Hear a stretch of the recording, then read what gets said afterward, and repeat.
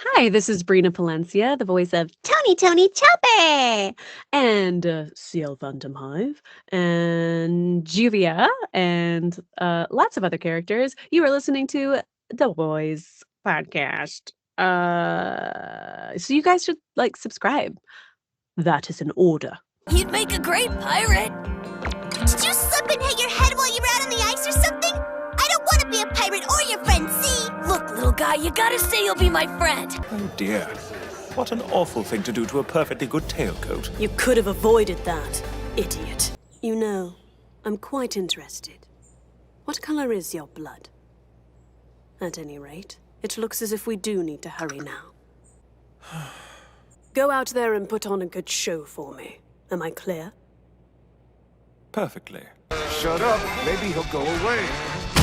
If anyone is cuddling with my beloved Ray, it's gonna be me! Oh, there's no need for you to go get spicy, water girl. I'm sure you both have more than cuddling in mind. Isn't that one of the main reasons we brought him back? That's how it is now? You walk in a room with posing for pictures?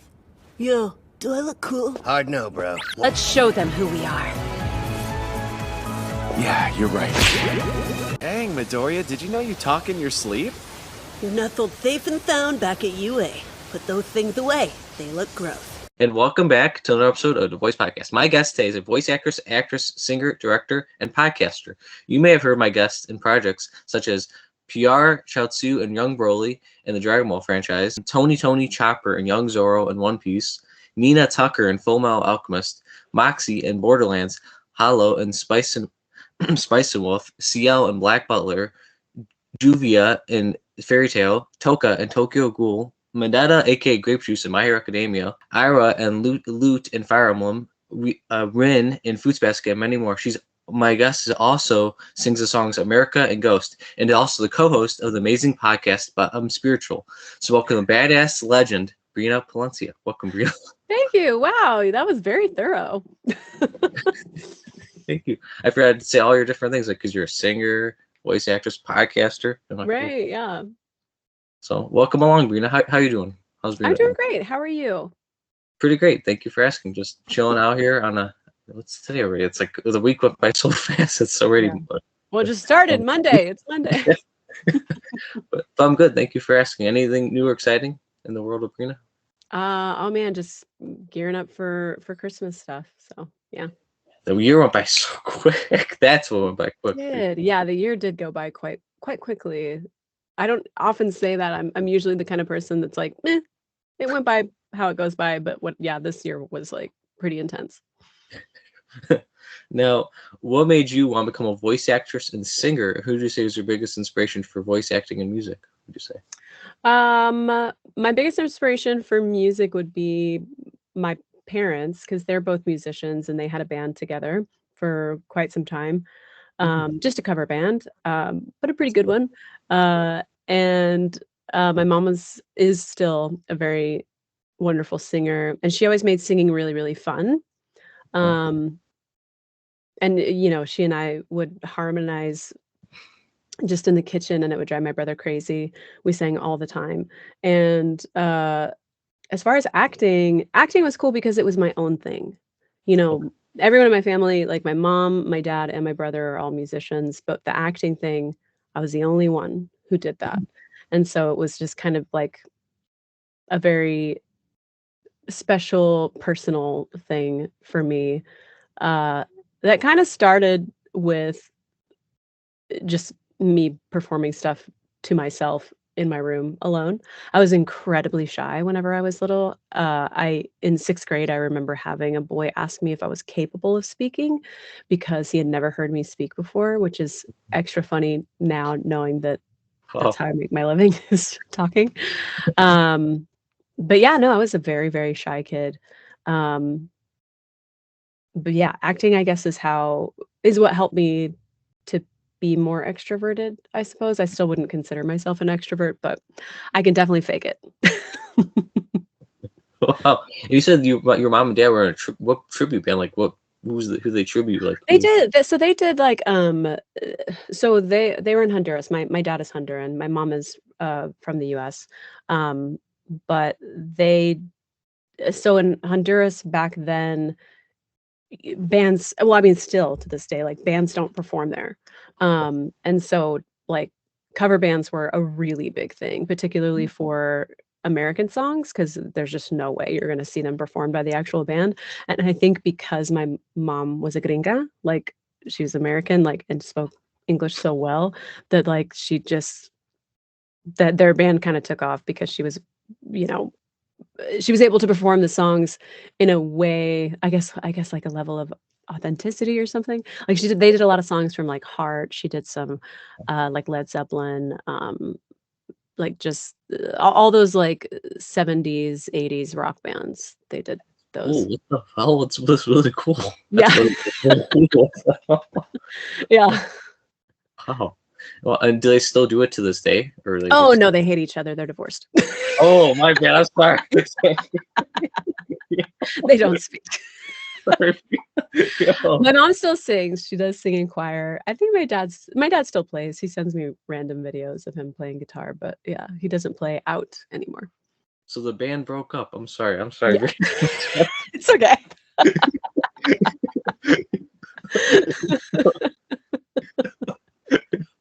You're a very talented singer too. Like besides your voice acting, like you have like a beautiful singing voice. You know. Thank you so much. Thank you. Of course. Like, and more people should check out your music. Like your EPs, spot on. I'm sorry. Thank you so much. Yeah, that was many years in the making. You know, a lot of those songs that are on the EP, and I have another EP coming out next year. Exciting. But a lot of the songs that we've been working on, me and my producers, because basically what I did is I gave them a folder of songs that are anywhere from like 20 years old to like written in the last 3 years or whatever. And so yeah, some of my really old ones made the cut. Like I was just like, pick whatever songs speak to you and we'll work on those songs. And yeah, some of my really, really old ones made the cut, which is kind of cool, revisiting them as a new person, you know, because you change over that amount of time. At least I hope that you do, and grow. And it's been really cool revisiting the songs, and they kind of mean different things to me now than they did back then. But yeah, it's cool. I haven't been brave enough or organized enough to be able to put together an album of my original music. I usually just sing back. In the past, I would sing backup for people, or I did music directing for Funimation for like 15 years. But I always wanted to put out my own music, but I didn't. And then I got my ADHD diagnosis, and I was like, oh, yeah, I need medication and I need help.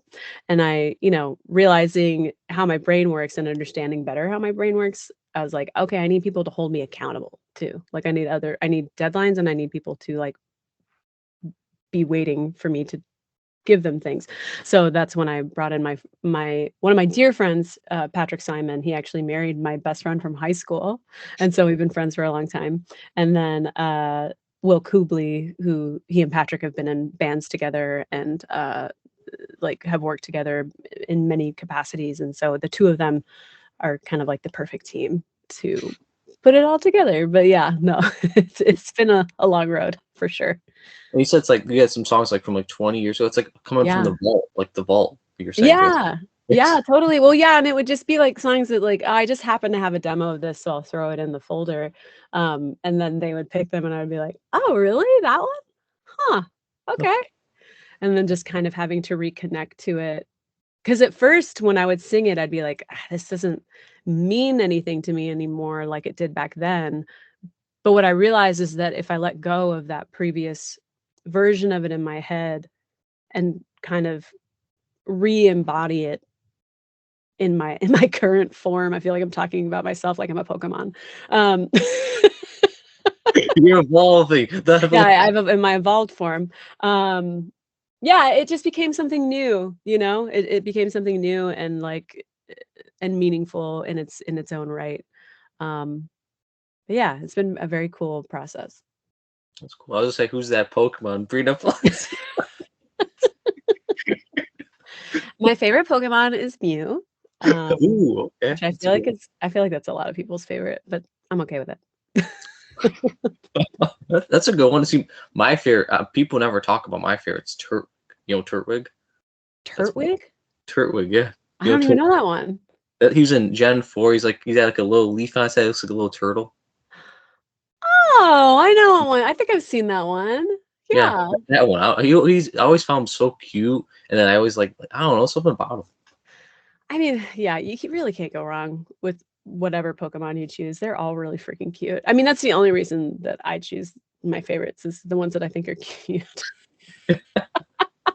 And I like Mew because he's, really powerful and can change into all of the different Pokemon. That's cool too. Yeah. But mainly I just like him because he's cute. And he's a badass. That's true. Now, what's your favorite voice acting role you portrayed? And can you do the voice of your favorite character?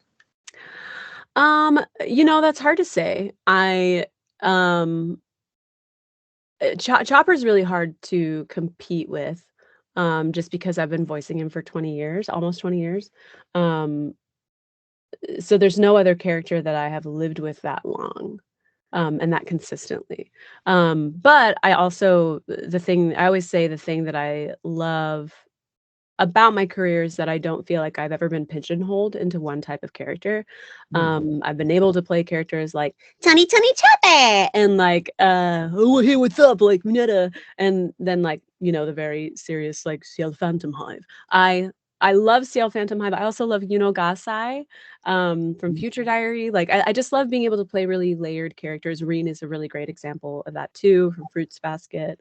Holo, I love Holo. That's another one. Speaking of revisiting things, because we just did the reboot of that show.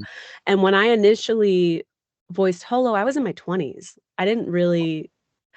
I remember doing sessions and she's so wise. She's the wise wolf after all. And I didn't have the wisdom to understand what she was saying sometimes. So I would just sort of put on a nice little transatlantic accent and hope for the best. There are so many times that happened the first time that we recorded it. Whereas this time around, not only am I older, I know what it's like now to be the oldest person in the room. I didn't know that whenever I was in my 20s. But I'm 40 now.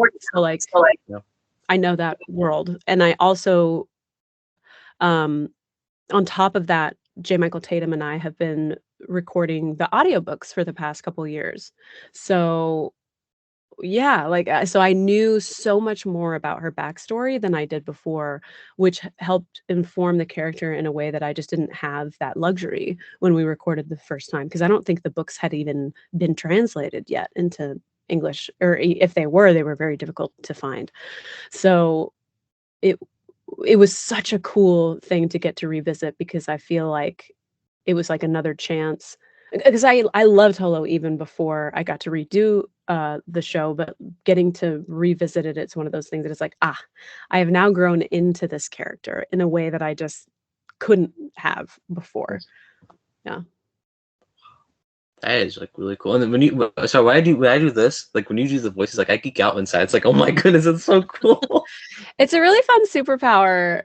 I really that's something that's fun to do at conventions, is to break out the voice when they're not expecting it.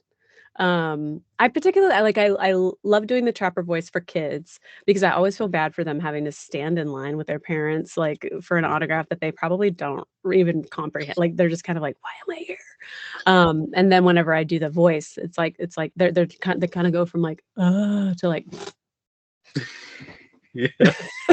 Even if they don't know Chopper, you know what I mean? They just like that voice. But yeah, and then I feel like Ciel is also another really funny one to do. I'll just be talking to somebody and then they're like, oh yeah, the group, whatever. And then I'll be like, oh, okay, what was your name again? Jennifer? Okay. Jennifer, it was a pleasure to make your acquaintance. And then they almost every time will get weak at the knees. They'll almost collapse, which is kind of the best. But you got to present it as though you're not going to do the voice. You know what I mean? I don't offer, I don't say, I just sort of bust it out. And then they're like, oh my God. That's so cool though. Like I give you voice actors, voice actresses so much credit. Like honestly, that's so cool. That's very nice of you. Thank you. Of course. And are you before the next question, are you able to do some of Chaozu's voice?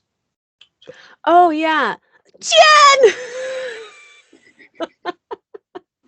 Anytime people ask me for quotes of Chaozu, I'm like, that's the only thing I really remember that he says because it's the thing he says the most. Oh, he's right there. I don't know if you can see like the little figure right there. Oh yeah, now that you pointed out, I wouldn't have known that was him, but yeah. And PR is right next to PR. Or is wait, what? Oh, I see now. I can tell now. Yeah. Okay. I was like, just looks like a yellow cat. I couldn't see the purpley blue around it. That's so cool too. And then I mentioned your podcast earlier when I was doing the intro. My favorite, if you're curious, my favorite episode is with Vidal's voice actress. That's my favorite episode. Oh, with Kara. Yeah. Kara Edwards. Yeah, that was a good one. We got dark in that one. Yeah. For anybody who doesn't know, my podcast is called But I'm Spiritual, and it's my friend Artis Campbell and I. We interview people about their spiritual experiences. Just it's a very open, like we're firm believers in that there's no right way to do it. It's individual for every person.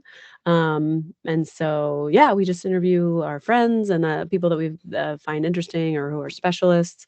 But yeah, we're not very good at being consistent. I'll admit that, especially this year, we were really bad about it, but we do intend on coming back. If anyone's wondering, that's cool. That's the goal. Because I remember you making it happen. Sorry, no, you're good. I was saying, I remember you had your own podcast with Vidal's voice actors as well. Like, is it called like Should They Watch It? Was that like the podcast you used to have? Oh yes, that's right. We had like a mom podcast together. Me and Kara Edwards did called Should They Watch It, and we would review kids shows. Yeah. She had done it with her friend Laura before me, who was a actual like child therapist, and so we always joke with each other. It was just like, well, that made more sense for her to tell us if it's good for children to watch or not. Whereas with me and Kara, it was just kind of like, here's the quality of the show. Like that's all we can really speak to because that's what our expertise is in. But yeah, that was actually that was really fun, and we always talk about bringing it back, but then we remember the level of work that it takes because you have to watch a show. You have to watch the show. Like you can't just like talk about it. You have to actually watch it and watch several episodes, if not all of it, and to get your reaction and your opinion. Yeah, and it's not always shows that our kids enjoy watching. So yeah, it's like just watching children's shows by yourself when you're already watching kid shows with your kid is kind of like, okay, well, that's a lot of work. Mainly what we realize every time we talk about bringing it back is like, oh no, we just miss talking to each other. We just miss having lunch. Let's just have lunch more. Well, if you guys are looking for guests for Bomb Spiritual, like some people I've interviewed, if you want me to pass them on to you guys to help you out. Oh, that's nice of you. Thank you. Of course, does anybody want like Tony Hawk, the skateboarder? I don't know who you'd want. Amazing. I would love to know what his spiritual practice is, if he has one. Well, with David Arquette, the one I just posted, I don't know if you saw like a couple days ago, I interviewed him. He's very spiritual. So if you want to interview him, let me know. That's awesome. Yeah, I'll keep that in mind. We just have to actually get like back on dates on the book. Yeah.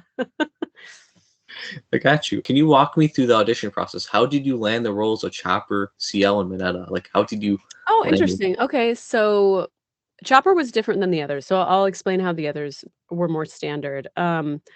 Basically, your standard anime audition is that you are, well, actually, okay.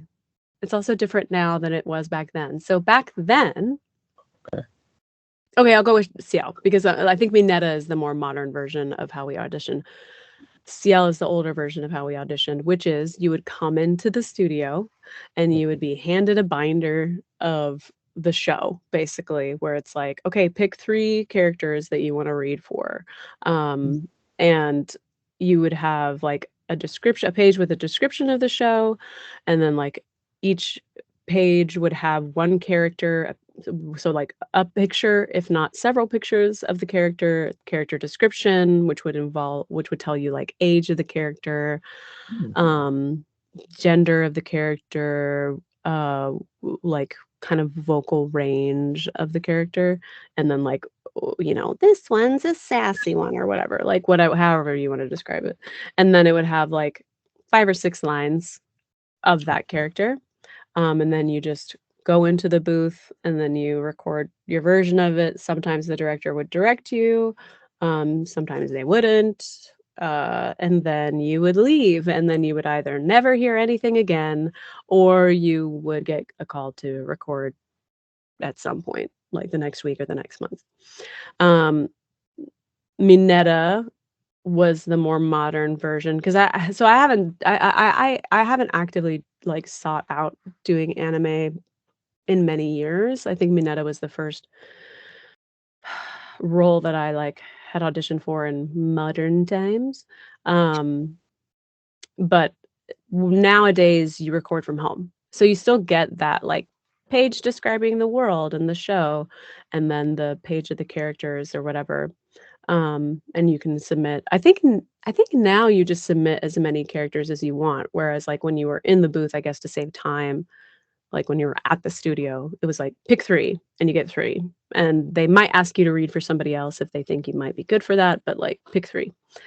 But yeah, now I think you can audition for as many as you want.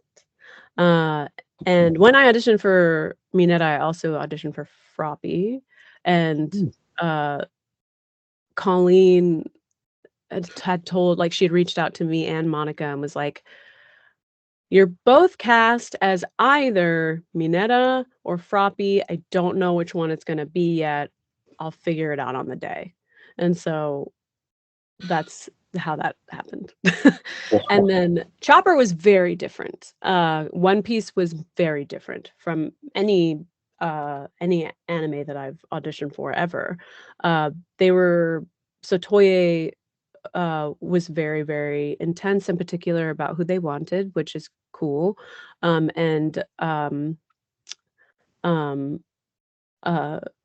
my God, Oda. So since doing One Piece Red, Otto did all of the music for One Piece Red, and I was I did all of the so they wanted the subtitles to be singable in English, and so I adapted all the lyrics for all of the songs. And so I got really familiar with Otto, and ever since then, I always want to call Oda Otto, which is like not cool. So I always have to pause and be like, Oda. Oda. So Oda handpicked each one of us. So what they did when we went into audition, first of all, they showed us clips of the Japanese, which they never did before. They showed us clips of the Japanese and like showed us the scene that the lines were coming from, which they also never did in auditions before. And then we did our audition from there, and then they narrowed it down to, I can't remember, I think it was between 5 and 10, depending on the character.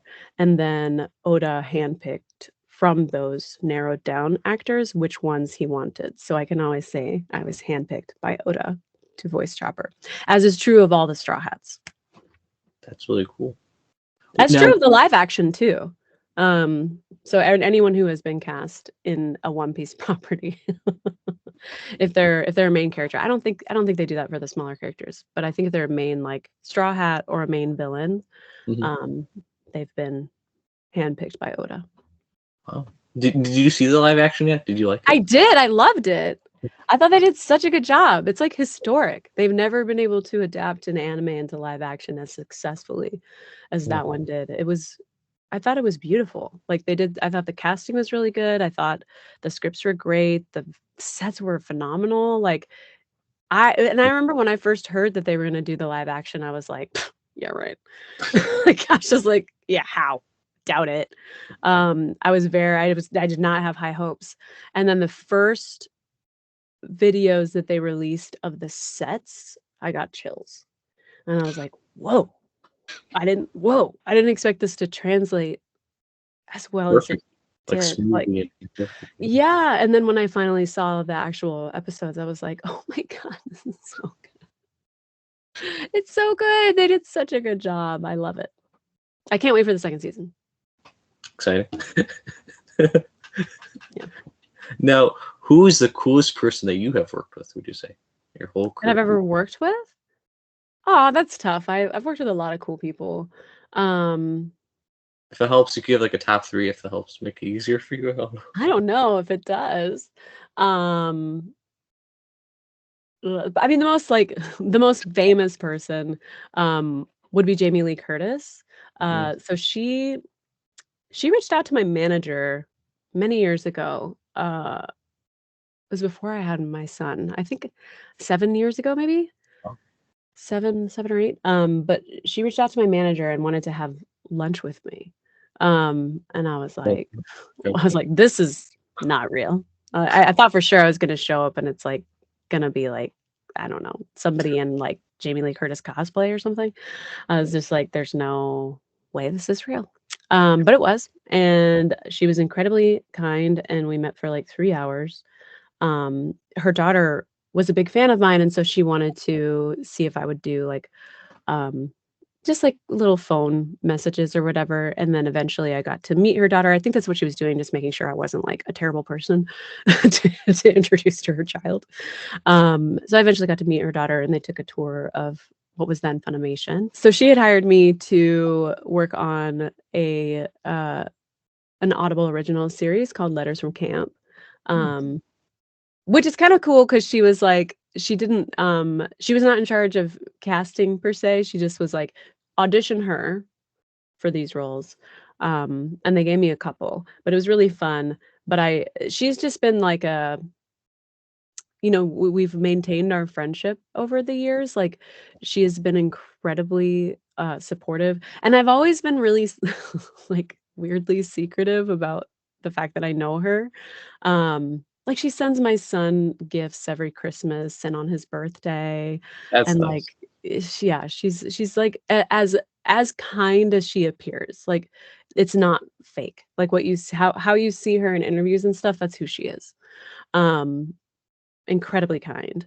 But yeah, like, it's one of those things that I don't often shout from the rooftops or anything. Like, I have tons of selfies that we've taken together or whatever, and then I'll always like stop myself from posting because I don't know, I just don't want to like be that person. And like, she feels like a real friend to me. Like, it doesn't feel like something that I should just be like using for promotional gain, you know what I mean?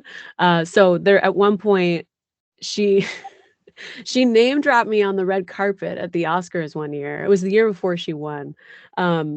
But like, she was just, somebody was like, "Oh, I hear that you're a One Piece fan." And she was like, "Oh yes, my friend Brina Palencia is actually the voice of Tony Chopper." And then, I kid you not, like, I had like 20 messages on my phone that was just like, "Jamie Lee Curtis just name dropped you at the Oscars.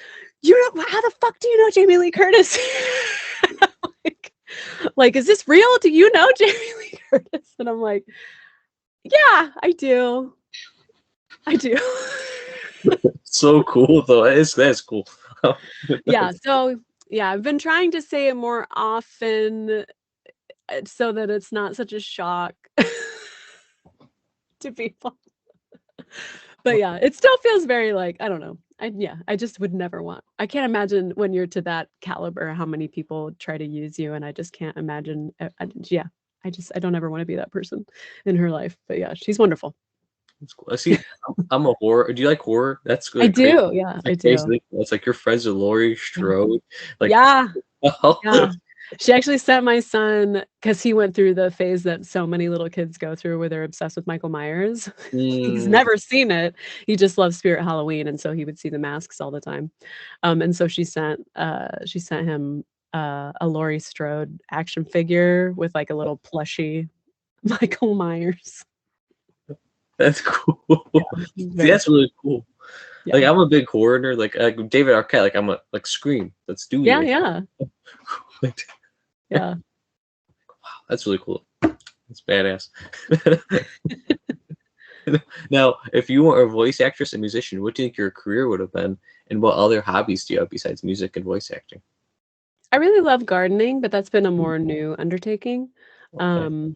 I was very lucky my father-in-law lived with us the last 5 years of his life, and he was a master gardener of, like, 40 years, and so towards the end of his life, he didn't he had had a stroke, so he couldn't really move his left side of his body very well, so I just became his hands in the garden, so he would just tell me what to do, um, and then I would ask why. And he would explain to me things, and so I learned I got, like, my own, like, private master class from a master gardener of how to garden, and now it's become, speaking of spiritual practices, like, that's, like, my way to connect to him now that he's passed away. Like, the first I actually it was so it's such a close connection that we had that, like, the first growing season after he died, I couldn't. Like, I just couldn't plant. And so then I remember coming back to it the second time around and, just, like, sobbing and, like, digging, you know what I mean? Grief is a funny thing. Well, sorry for your loss, by the way. Sorry. Thank you. I mean, it happens. He was wonderful. We were very lucky to have him, be such a big part of our lives right at the end. Now, is that what you would have done then? Become a gardener? Or do you know what your career would have been? Oh, yeah, as far as career, man, I don't know. I'm really bad at everything else. I've been a waitress, and I was told I was the worst waitress of all time by both friends and patrons of the restaurant. I worked at a dry cleaner. I was pretty good at that. I wasn't good at the customer service part as much, but I was really good at like I don't know who listening cares at all about dry cleaning, but when you bring your clothes, there's a human who has to tag each one of them individually with a number so that whenever everything is cleaned, you then have to like line up the number with the ticket of the order or whatever so that all the clothes are in one bag. That's how that happens. They don't like wash your bag individually. It's with other people's clothes, and that's why there's those tags on there so that we can keep everything in line.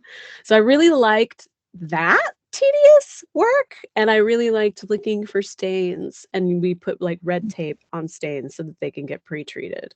And then I would help in the back with like the assembly of everything, like putting the clothes back all together in the bag thing or whatever. And sometimes I would help with like cleaning, like the steaming and like pressing the clothes, which is like sounds insane if you know me, because I don't ever iron my clothes, and I don't even like doing laundry. Like, so I guess it's that thing where it's like it's always better, like there should be a service where ADHD people clean each other's homes. Like if I'm doing it for somebody else, it's like, oh my god, yeah, let me get crazy, I'm gonna be so like so thorough. But if it's my own stuff, I'm like, ugh, I'm not even gonna take it out of the dryer. You know what I mean? Yeah. I could see you as like a music teacher. I don't know why you look like a music teacher. Oh, music. Yeah, actually, it's funny. I would prefer, as far as teaching, if I had to choose between the two, I would rather teach acting. Reason being, music has been something I've done for as long as I can remember. So there's a lot of things that I know how to do in music that are hard for me to explain because it's like second nature.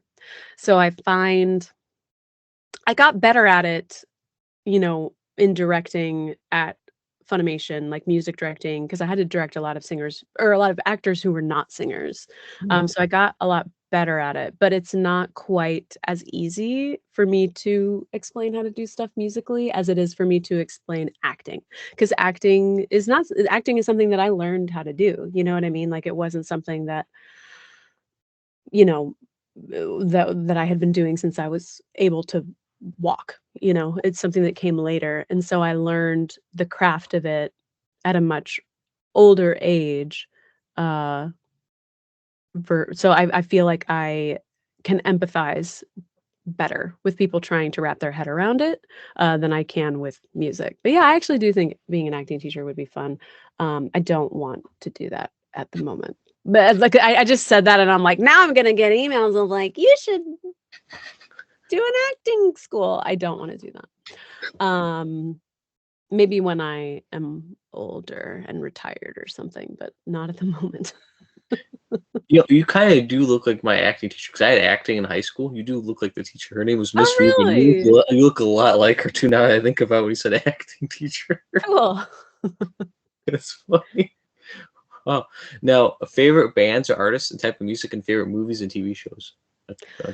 I would say Rufus Wainwright is Ooh, a big one for me. I love Rufus Wainwright. I've been listening to him since I was in high school. He really influences the way that I hear and do things. I also really loved, like, a early influence for me was Jeff Buckley. okay. His singing style influenced me a lot. And I also really love My Brightest Diamond, um, Saint Vincent. I love Jessie Reyez. I also love Allison Russell. Um, I love well, hilariously enough, when I was a child, Guns N' Roses was my favorite band of all time. Like, Appetite for Destruction was the first album I ever bought when I was, like, 8. 8? Yeah, my dad was really into them, and, yeah, so that was kind of the influence there. My dad was also really into White Lion, which is Ooh. an old '80s I know. band. I've interviewed the drummer of White Lion, so Are it's you kidding me? I'm serious. Serious. So you mentioned White. Oh my god, what a deep cut. Yeah. So you mentioned White Lion. I was like, what? You know who they are? That's incredible. Oh my god, yes, I love White Lion. So yeah, I had a lot of, like, early, like, guitar heavy influences. I don't play guitar at all, but my dad and my brother do, so guitar has a big, uh, influence, emotional impact on me, but, yeah, I would say the most consistent has always been Rufus Wainwright. Um, I also really like hip hop. I like Kendrick Lamar. I like Logic, especially his earlier stuff. Um, A Tribe Called Quest. I love A Tribe Called Quest. Um, yeah, I listen to a lot of stuff. And that was it. Movies. My movies. Movies and TV Um, shows and TV shows. my Okay, I now have 3 favorite movies. Okay. Um, Everything Everywhere All at Once.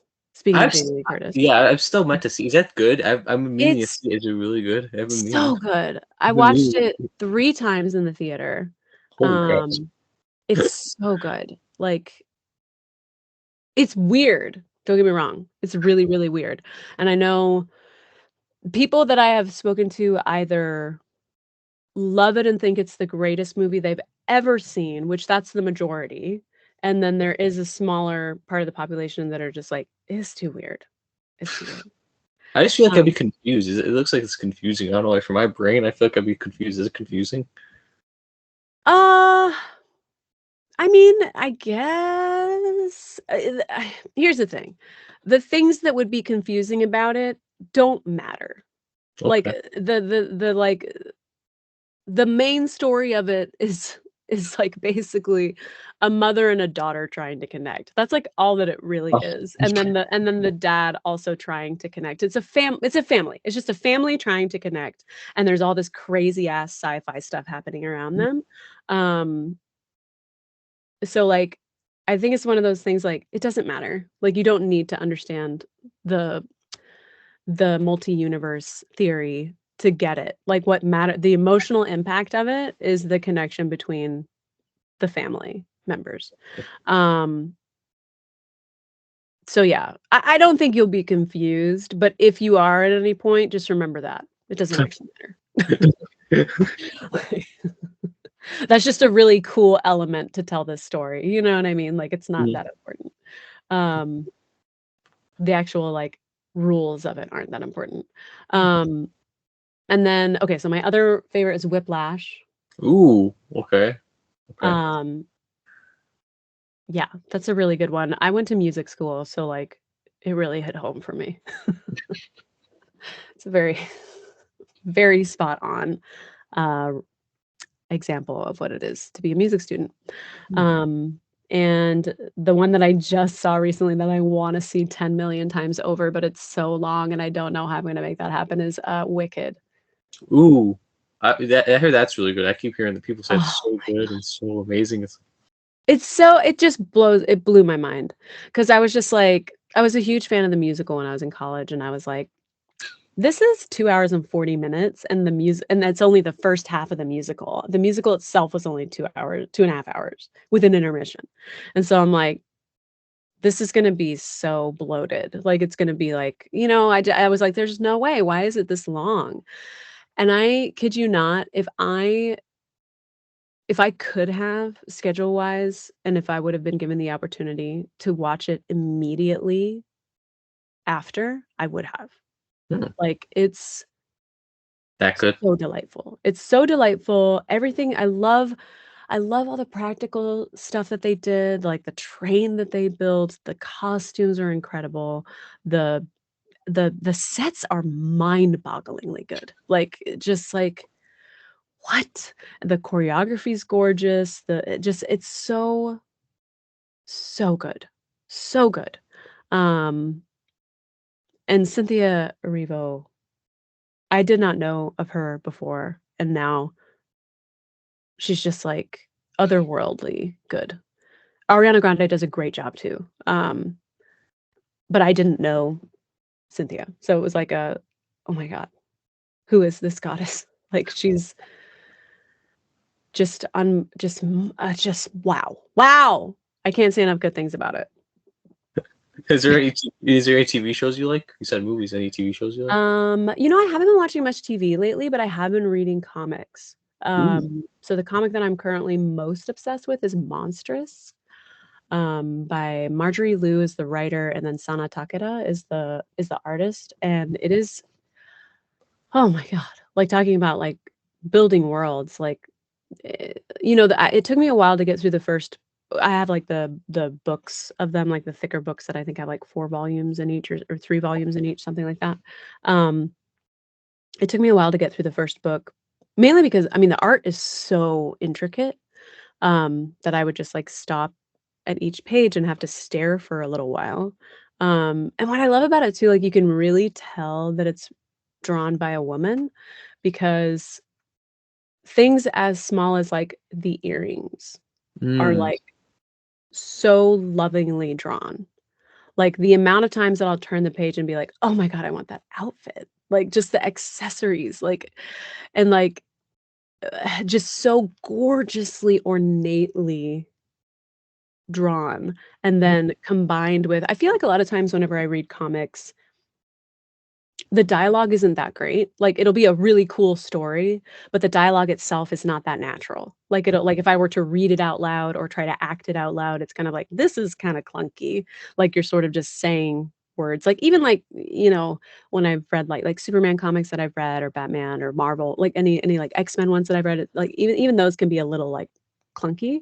But this one, it's like, you could just, like, if you wanted to adapt this into an animated series or into a movie, like, you could literally just take the dialogue from the comic and put it in a script, and it would be stunning.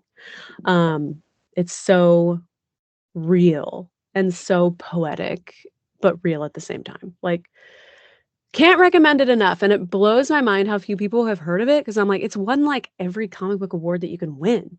So I'm just like, how, and it was a New York Times bestseller. So I'm like, Yeah. how is this not just like a household name at this point? Like, I'm even considering getting a tattoo about it. I've never felt that way about an IP in my life. Like, there's nothing that I've ever been that big of a fan of. I say that all the time because people, I think it's so cool when people have tattoos of my characters or anything from a show that I've been in. I think it's freaking awesome. But I'm always like, man, I don't like anything enough To to get that. But this is the first thing that I'm just like, I don't know, maybe I'll get a tattoo of this. Because I have other tattoos. I have plenty of other tattoos. And I mean, I do have a quote from Shirley Jackson on my arm, because I love Shirley Jackson. She's one of my favorite writers. But yeah, this is the first more like, well, books are also nerdy. I was going to say more nerdy, and I'm like, books are nerdy. I guess visual. This is the first like visual art form that I've had a big enough of a fan heart for that I'm like, I might be willing to have this on my body forever. It's funny you mentioned white lines, so I'm still like in shock with that. I was like, I was like, what the hell? That's so random. It's a deep cut, right? I'm like, okay, now I'm shocked. Okay, now, are there any projects you have in the works, Brina? Well, my second EP is coming out next year, and I'm hoping to do some more live shows. I did a live show at a Hotel Cafe in LA back in November. I'm hoping to do probably another Hotel Cafe show, but I want to do one in Dallas, and then I'll be doing one at one of the conventions I'm doing next year that hasn't been announced for sure, and hopefully some other ones as well. It's all in the works. So hopefully, if you're in one of those cities, you'll be able to see me perform live. Awesome. Come back here. Yeah, come back to Chicago. That'd be cool. Come back to Oh yeah. That'd be cool. Now, what advice would you give younger people who want to become a voice actress and musician? What's your advice? Oh man, it's a tough time right now because of AI. Stupid I crap, would right? say, yeah, no, I would say like try to safeguard yourself in a way like make sure you're getting contracts and reading contracts. You know what I mean? Also, you know, I feel like live stuff is going to matter a lot more in the coming years than it has mattered in a while. Just because it is like, I don't know, it's starting to feel more special to me to like have somebody that can actually perform live. Like I watched a lot more shows this last year, and then I performed in the one, and like I don't know, there's just something really magical about that. Hopefully it'll get to a point that like indie artists can actually make money off of those because it's not there at the moment. But yeah, I try to safeguard yourself as far as making sure you understand what you're signing. And just try to make sure that your artistry and your craft is to a degree that you could do things live, like even if it's just acting, like that you could do stuff on the stage. Because I feel like nowadays that's what's really going to set you apart versus like just an AI voice, like you want to make sure that that you are good enough to prove that you're human. Just so messed up that I have to say that, but yeah. Yeah, just be careful. Be careful what you're auditioning for. Because there have been like some predatory companies that I've seen like post things that are auditions, but in reality they're like using your auditions for AI training and stuff. Like just be really careful what you are auditioning for. Be really careful what you are putting your voice on, singing or acting wise. Makes sense. Yeah. PSA, fuck you, what's it called? Oh my god, AI. Fuck you, AI. Yeah, fuck you, AI. I mean, there's really great things that can be done with AI. There just needs to be ways to protect people, like I almost said not that IA. AI should never be used. Yeah. It's just that it shouldn't be used. It should be used to enhance human civilization, not put people out of work, True. I almost called it IA, not AI. Well, that's like me with like Otto Oda.